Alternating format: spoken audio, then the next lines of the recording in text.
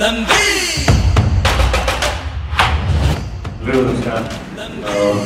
ಯಜಮಾನ ಎಕ್ಸ್ಪೀರಿಯನ್ಸ್ ತುಂಬ ಚೆನ್ನಾಗಿತ್ತು. ದರ್ಶನ್ ಸರ್, ದರ್ಶನ್ ಅಣ್ಣ,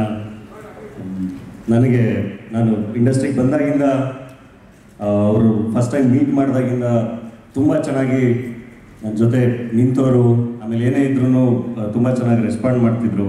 ಕಾಲ್ ಮಾಡಿ ಕೆಲವೊಂದು ಸರಿ ತುಂಬ ಚೆನ್ನಾಗಿ ಸ್ಪಂದಿಸಿದ್ದಾರೆ ಎಷ್ಟೊಂದು ಸಿಚುವೇಶನಲ್ಲಿ.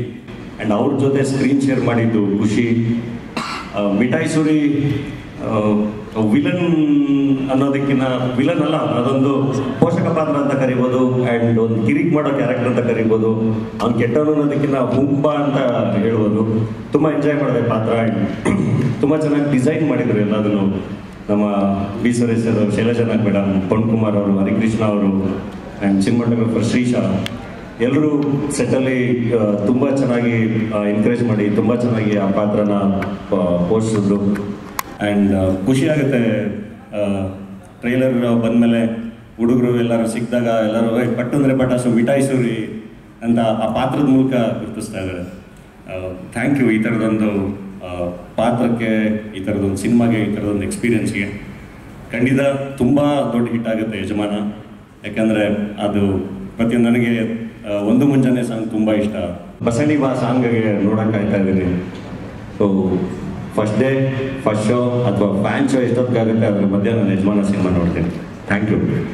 ಇಲ್ಲ, ಹೊರಟೋಗ್ಬಿಡಿ. ನಾನೊಂದು 2-3 ಕ್ವಶನ್ ಇಲ್ಲ ಆ್ಯಕ್ಚುಲಿ. ಯಾರಿಗೆ ಮಿಠಾಯಿ ತಿನ್ನಿಸ್ತೀರಿ ಇದರಲ್ಲಿ ಅಂತ? ಮಿಠಾಯಿ ತಿನ್ಸೋಕ್ಕೆ ಯಾರು ಇಲ್ಲ. ಹೀರೋಯಿನ್ ಇದ್ದಿದ್ರೆ ನನಗೆ ಮಿಠಾಯಿ ತಿನ್ಸ್ಬೋದಾಗಿತ್ತು, ಬಟ್ ಇಲ್ಲ. ಸೊ ಒಂದು ಕ್ಲೂ ನಿಮ್ಗೆ ಹೀರೋಯಿನ್ ಇದರಲ್ಲಿ ಇಲ್ಲ. ಬಟ್ ಆ ಕಡೆ ಈ ಕಡೆ ನೀವು ಪ್ರೋಮೋಲ್ ನೋಡಿದ್ರೆ ಕೆಂಪು ಕಲರ್ ಡ್ರೆಸ್ನಲ್ಲಿ ಆ ಕಡೆ 3 ಜನ ಹುಡುಗಿರು, ಈ ಕಡೆ 3 ಜನ ಹುಡುಗಿರು. ಅದೇ ಇವಾಗ ಹೇಳಿ, ಮಿಠಾಯಿ ಯಾರಿಗೆ ತಿನ್ನಿಸ್ತಾ ಇದ್ರಿ? ಅದೇ ಅಷ್ಟು ಜನ ಹುಡುಗಿರು ಕೊಟ್ಟರೆ ಅದು ನೋಡಿದಾಗ ಒಂದು ಒಳ್ಳೆ ಲೈನ್ ಹೇಳಿದ್ರು ಯಾರೋ, ಕೆಂಪು ತೋಟದಲ್ಲಿ ಒಮ್ಮೆ ಹಾರ ಬಾರದೆ ಪಾರಿವಾಳವೇ ಅಂತ. ಪಟ್ಟು ಅಂದ್ರೆ ಪಟಾಸು, ಮಿಠಾಯಿ ಸೂರಿ.